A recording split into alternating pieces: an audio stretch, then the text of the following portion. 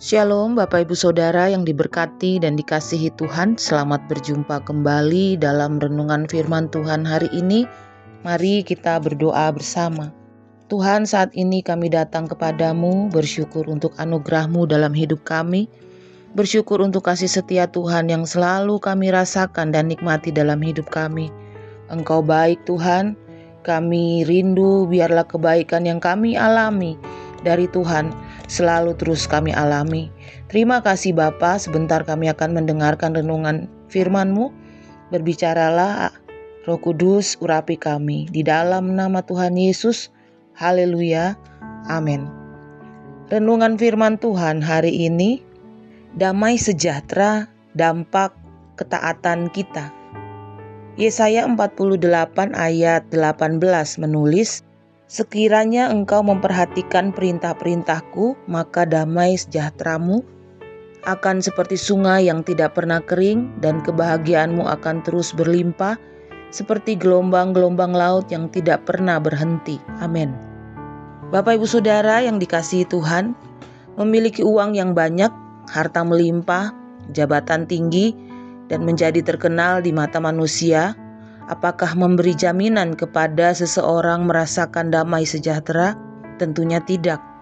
Uang sebesar apapun tak bisa membeli damai sejahtera. Popularitas tak bisa menggantikan damai sejahtera. Alkitab menegaskan bahwa hidup dalam damai sejahtera itu tidak berkaitan dengan materi, jabatan, atau popularitas, tapi merupakan hasil atau dampak dari ketaatan kita melakukan kehendak Tuhan. Nats di atas menyatakan bahwa ketaatan kepada Tuhan itulah yang akan menghasilkan aliran-aliran damai sejahtera, seperti sungai yang tidak pernah kering, yang terus mengalir dengan limpahnya. Jadi kunci untuk mengalami damai sejahtera di segala situasi adalah menempuh jalan yang Tuhan tunjukkan. Firman-Nya menulis, akulah Tuhan Allahmu yang mengajar engkau tentang apa yang memberi faedah, yang menuntut engkau di jalan yang harus kau tempuh. Pertanyaannya, maukah kita menempuh jalannya Tuhan? Pemazmur menulis, segala jalan Tuhan adalah kasih setia dan kebenaran bagi orang yang berpegang pada perjanjiannya dan peringatan-peringatannya. Mazmur 25 ayat 10 menulis, banyak orang lebih memilih untuk menempuh jalan sendiri karena mereka tidak mau diatur dan tidak mau dikekang kebebasannya. Padahal firman-Nya menulis ada jalan yang disangka orang lurus tetapi ujungnya menuju maut. Amsal 14 ayat 12 menulis. Bapak Ibu Saudara yang dikasihi Tuhan, hidup menyimpang dari jalan-jalan Tuhan seringkali membawa kita kepada masalah demi masalah, kesukaran demi kesukaran, sehingga kita pun kehilangan damai sejahtera.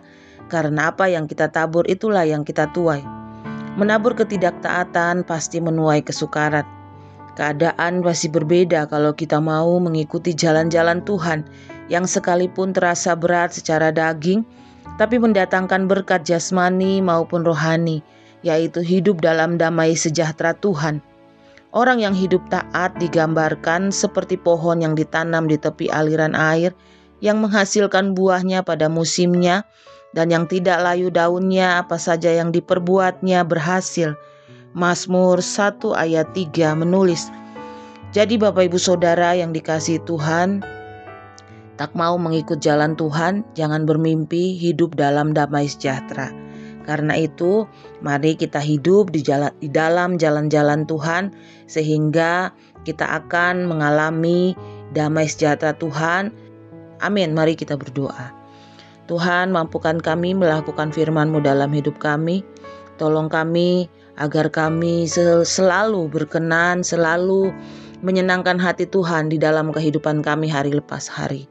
Berkati para pendengar saat ini, apapun yang dihadapi, apapun pergumulan yang sedang digumulkan, Tuhan tahu tidak ada yang tersembunyi bagimu. Engkau pembuat mujizat bagi para pendengar saat ini.